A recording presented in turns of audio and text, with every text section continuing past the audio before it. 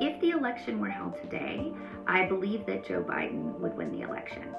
I also think that if voting stopped today and only the votes that have been cast until now were counted, I think Joe Biden would win. Well, at this point in the last election, we were at very similar predictions of who was going to take the election. Hillary Clinton was shown to be in double digits above Donald Trump, and then it changed.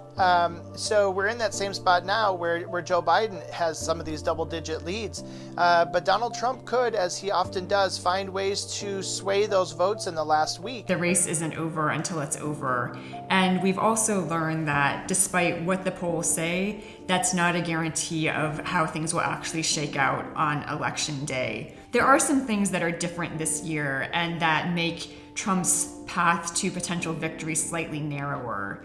One of those is that, again, the polls have held pretty consistent over the last 6 months, really, but really the last 3 months.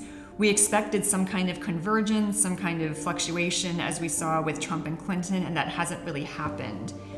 More importantly, in terms of Biden's lead over Trump, there are just fewer undecided voters this year. This election is unlike any other in terms of the enormous amount of early voting that has taken place. States like Florida and North Carolina, again important swing states, have already seen about 50% of the voting that was carried out in total in 2016 in those states. So not just 50% of the mail-in voting, they've already voted a lot more than that, but 50% of the total voting in those states.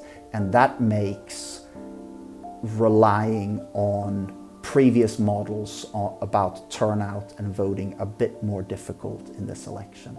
So there's a lot of question marks, but you would think that with a 9% lead nationally, which translates favorably into a lot of swing states,